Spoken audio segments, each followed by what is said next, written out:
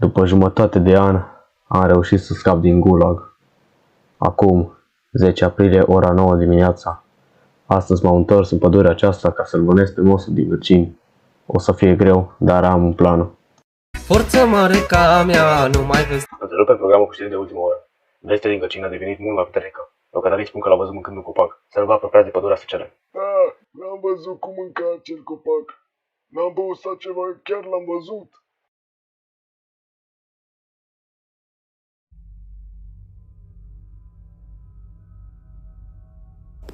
Am auzit ceva sumbru, ceva misterios. Poate cineva pe aici care poate să mă ajute să găsesc semnal radio. Despre cineva acolo. Hai să întrebăm.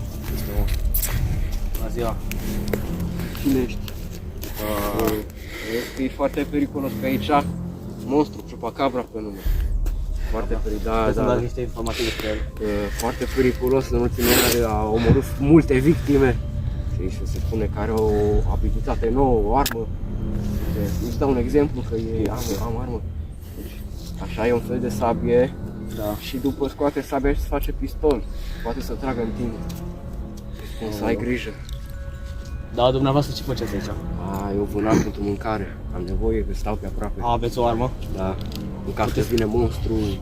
Puteți să mă ajutați să vânăm monstru, ca să scăpăm odată de acest blestem. Ok, hai. Unde mergem acum? Trebuie să luăm niște resurse. Bestia va fi foarte greu de omorât.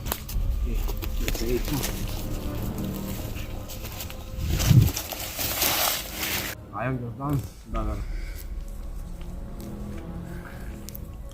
Aici. Apoi uite aici sau mai aveți ceva acasă? Este temporar aici. Trebuie să vine și un bestia, dar trebuie să caut mâncare. Aici. Multe resurse acolo. Cum plănuiești să omori bestia? Mă gândeam la ceva mumeală. Da? Mumeala nu merge pe bestie. Nu merge? Nu.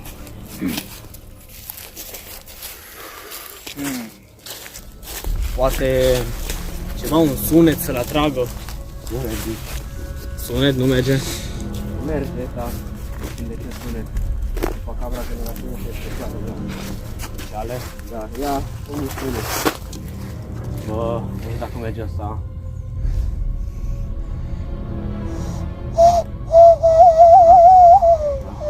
O să meargă. O să meargă? O să meargă, da. Bun. Acum, unde luăm? Unde se mai mult bestia? Ne uităm întâi după pași. Bestia circulă prin toată pădurea. Uite, chiar aici niște pași. Sunt pași de bestie. A trebuit să fim foarte atenți pe aici.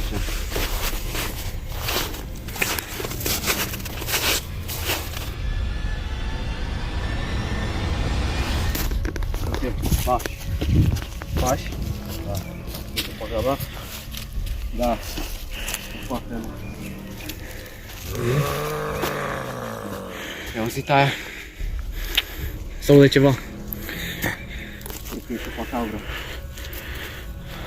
Hai să ne grăbim. E acolo. Nu mai au cam. Cred că sunt aproape. Da. Aici. Uite aproape. Cred că e timpul să faci sunetul ăla. Știi tu? Da.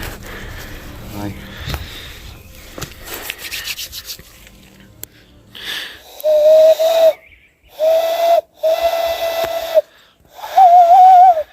Gata, e bine. Haide. Nu știu cum mai avem mult.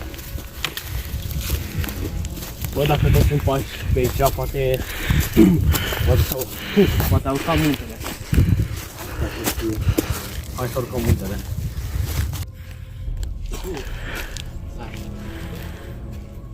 Auzi niște pași. Cred că ai fix acolo în față. Hai să coborăm jos. Ușor.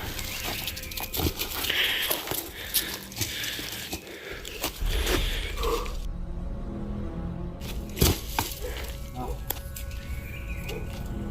Acolo. Ce e aia? Adăpostul bestiei.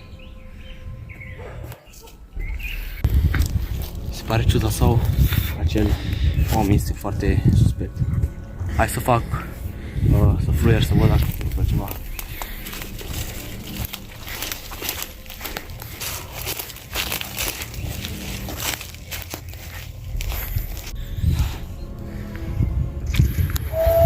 Termină! Ce? Pentru că eu sunt monstru. Ce?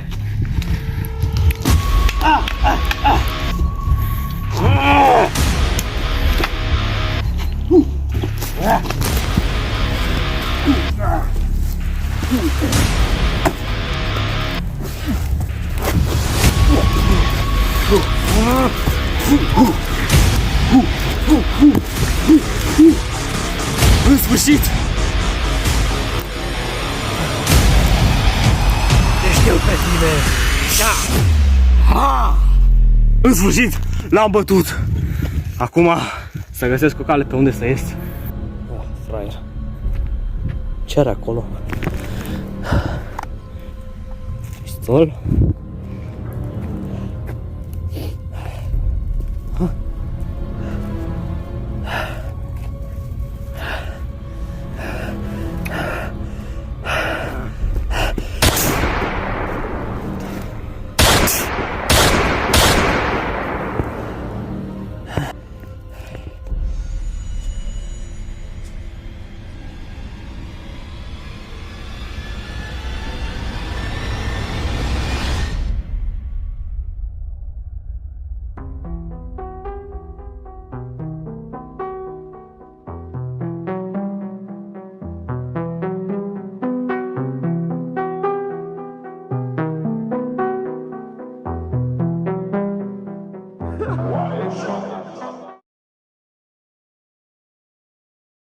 Vezi că este foarte periculos pe aici.